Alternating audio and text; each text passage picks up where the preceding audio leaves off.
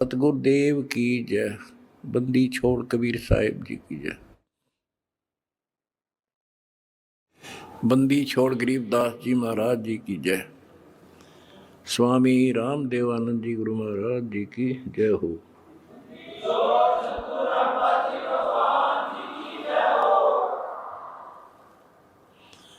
सत साहिब परमेश्वर कबीर जी की प्यारी संगत को, विश्व की सारी संगत को दास का आशीर्वाद है। परमात्मा आपको मोक्ष दे, सुखी रखे, काल कष्ट से आपकी रक्षा करे। बच्चों, आपको सत्संग से, तत्व ज्ञान से रंग दिया है, आपको परिपूर्ण कर दिया है।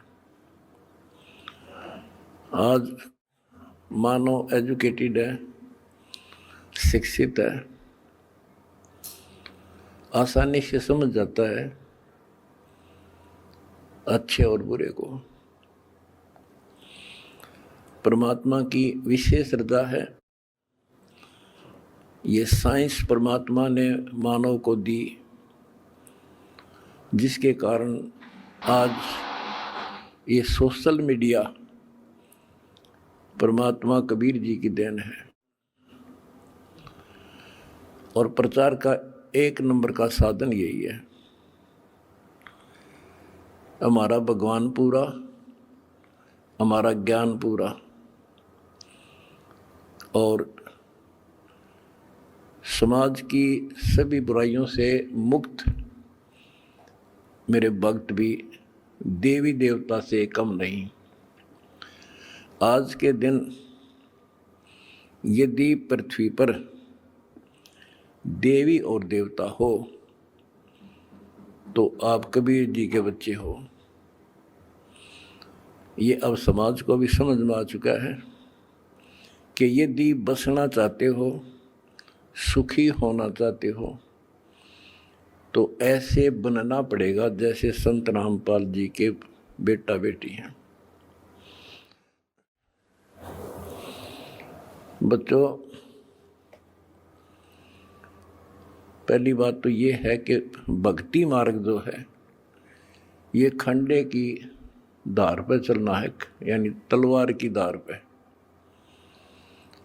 कब तक? जब तक हमारा ज्ञान और समाधान पूर्ण समझ में नहीं आता। और जब ये समझ आ जाता है, इसमें आने वाले कष्ट जो होते हैं वो हमारे लिए वरदान बनते हैं। ये अब आपके आसानी से समझ में आ जाएगा। अध्यात्म की सफलता का मूल कारण है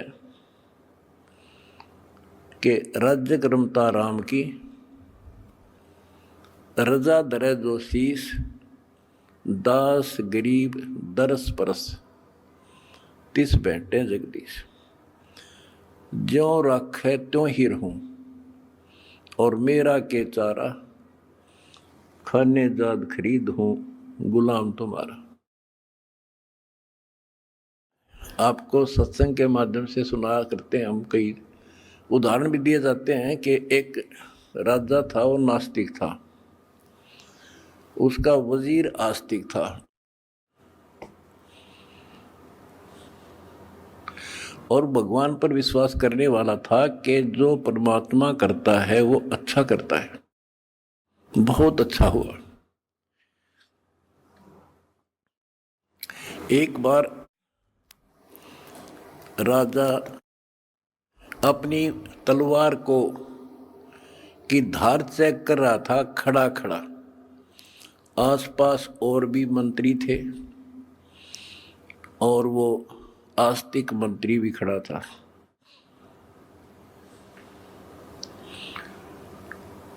क्या होता है, बात करते करते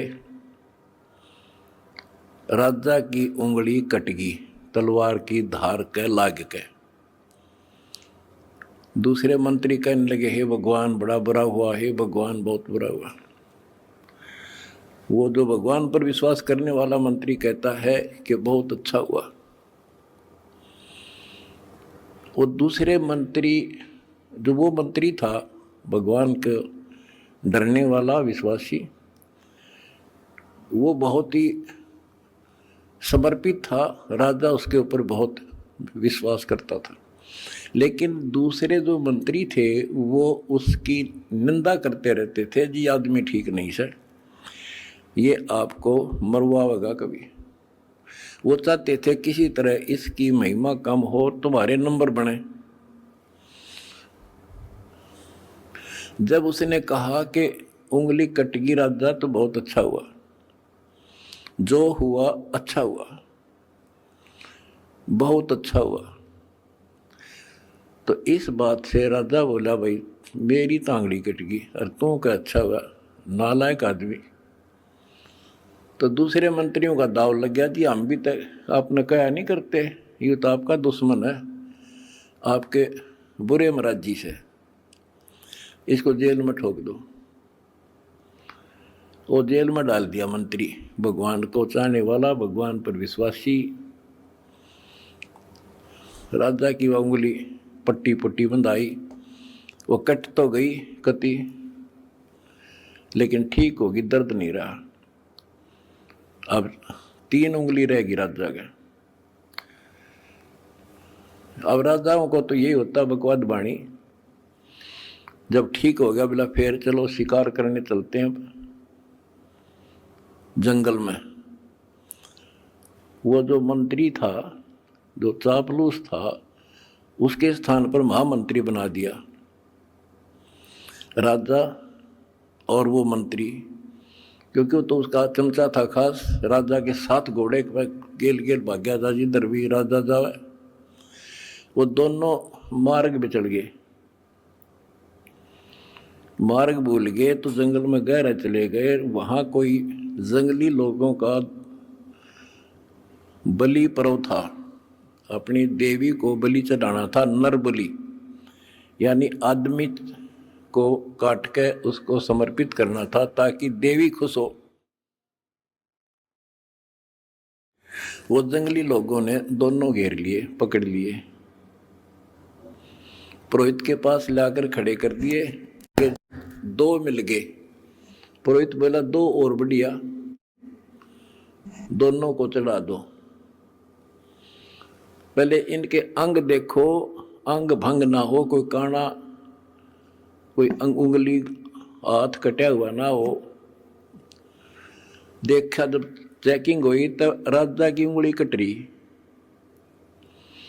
पुरोहित को बताया गया जी एक तो ठीक ठाक है, एक की एक उंगली कटी हुई है।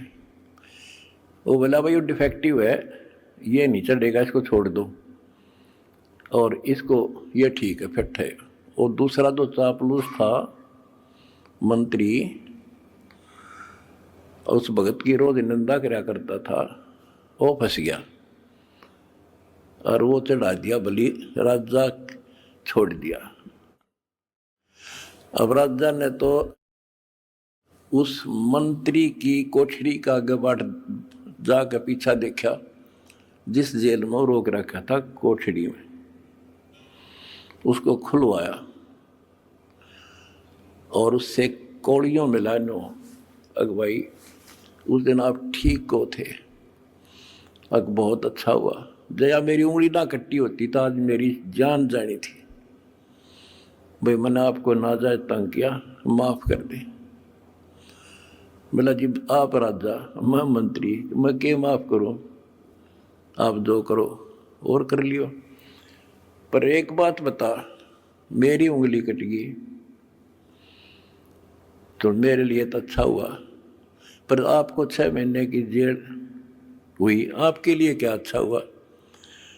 मेरे लिए मेरी जान बच गई, क्योंकि मैं आपके साथ होता उस महामंत्री की जगह, आज मैं बलि चढ़ता। ये 6 महीने की जेल में मेरी मौत बच गई। तो बच्चों, परमात्मा जो करता है अच्छा करता है। इस 11 साल की तपस्या में क्या पता कौन सी करड़ाई टड़ी हो और परमात्मा जो करता है वो अच्छा करता है। हमारे मन में कभी दोष से नहीं आया, ना सोचिए कि गलत हो सकता है। फिर विश्वास बिना भगवान नहीं मिलता। तो इसी प्रकार हमने परमात्मा के ऊपर समर्पित रहना होगा। क्या होता है, जैसे 9 नकली दुकान है और एक असली होती है। इंसान नकलियों पे घूम घूम के ठग के और सबको एक आंख से देखता है, सारे इसे हैं। तो इसी प्रकार आज संत मार्ग के अंदर संतों की जो कथनी और करनी है उसमें बहुत अंतर है। इस करके समाज ने ज़्यादा से ज़्यादा गणी नहीं तो 50% समाज रिजेक्ट कर चुका है साधु संतों को। अपने हिसाब से चाहे कोई पत्थर पूज रहा है, चाहे कोई तीर्थ जा रहा है, वो कर रहा है। इसका कारण क्या है कि हमें परमात्मा का ज्ञान नहीं हुआ और परमात्मा से मिलने वाला लाभ हमें प्राप्त नहीं हुआ। जो भी हमने साधनाएं की, परमात्मा को पाने के लिए राज त्याग दिए, घर छोड़ दिए, कठिन तपस्याएं की, लेकिन जो परमात्मा से अपेक्षित होता है वो मिल नहीं पाया। आखिर में इंसान नास्तिक हो गया,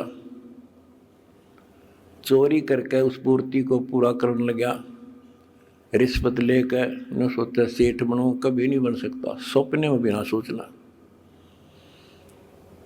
ये कथाएं आपको बहुत सुना रखी हैं दास ने। और जब से दास इस मार्ग पर निकला, मेरे घर में क्या है कि कमी नहीं थी। यूँ है मेरा, यहीं हमारे खेत थे, यूँ है मेरा गांव है, सारा गांव गवाह है। हम सेठ नहीं थे तो घर में बढ़िया इज्जत से रोटी मेरे माता पिता भी खा रहे थे और दास को भी नौकरी बहुत अच्छी मिल गई थी। लेकिन जब पता चला कि ये इस ज्ञान की पूरे विश्व को जरूरत है, संत गरीबदास जी की वाणी है, अगम निगम को खोज ले और बुद्धि विवेक विचार, उदय अस्त का राज मिला तो बिन नाम बेगार। बताओ, यह छोटी बात नहीं है। भक्ति ना करने वाला तो सारी पृथ्वी का राजा बन जा, उसका भविष्य जीरो होता, जीरो। आज कोई भी आज किसी भी पद को प्राप्त है, कोई राजा बना है, मंत्री है, मुख्यमंत्री है, कोई अच्छी पोस्ट है, सेठ है, वो पिछले संस्कार से है। पिछले किसी जन्म में उन्हें अच्छे तप धर्म दान किए हुए हैं और अब वो टीटी भाग रहा है, लाट साहब बन रहा है, क्योंकि इस टाइम पर टूक मिल रहा है, समय पर सारी सुविधा प्राप्त है और वो ये सोचता बस इतना ही काम है। ये अध्यात्म ज्ञान का टोटा है। उस अध्यात्म ज्ञान के टोटे को पूरा किया मैंने सभी ग्रंथों से, सभी महापुरुषों की वाणियों से एक कर दिया। अब देखो, हम देखते हैं भी एक इंसान सेठ है, एक IAS IPS MLA MP प्रधानमंत्री मुख्यमंत्री बने हैं और वो कति राम नाम न जानते नहीं, सारे दिन दारू पीना या मजाक करना और बकवाद करना, या अपनी अच्छे नेक व्यक्ति हैं तो अपना करके खाना रहना। और हम सोचते हैं कि ये भक्ति जो कर रहे हैं, वो ये सोचते हैं कि हम भक्ति कर रहे हैं और फिर भी कोई ना कोई कष्ट थोड़ा बहुत आ ही जाता है। और मेरे साथ वाला सारा दिन कोई राम नाम न जानता नहीं, कह ताश खेल है, कह दारू पीवे, ना अपनी धंधा करता है और बड़ा अफसर है, इसको कोई दिक्कत नहीं होती। तो ये ऐसे समझना होगा आपने, जैसे इन्वर्टर की बैटरी है, वो चार्ज कर दी और इन्वर्टर है नहीं, फिर हटा दिया, तो जब तक उसमें वो कैपेसिटी है उसकी, वो चलेगी और पंखे भी चलेंगे, कूलर भी चलेगा, लाइट भी जग रही होगी। और जिस समय वो बैटरी डिस्चार्ज हो जाएगी, सभी समाप्त हो जाएंगी, सब सुविधाएं खत्म। उसके बाद फिर क्या होगा, उसके ऊपर कैर टूटेगा और उस समय देर बहुत हो चुकी होगी। आज कोई राजा है, महाराजा है, और फिर मृत्यु के बाद कुत्ता बनेगा, गधा। ये संतों की वाणी है, कोई डूम बाट के गीत नहीं, अध्यात्म ज्ञान है। फिर पीछे तू पसवा कीजे गद्दा बैल बनाई, ये 56 भोग कहाँ मनवोरे, कि तक कुरली चलने जाए। एक थोड़ा सा दिमाग तक काम ले ले इंसान तो कलजा पाट जाए।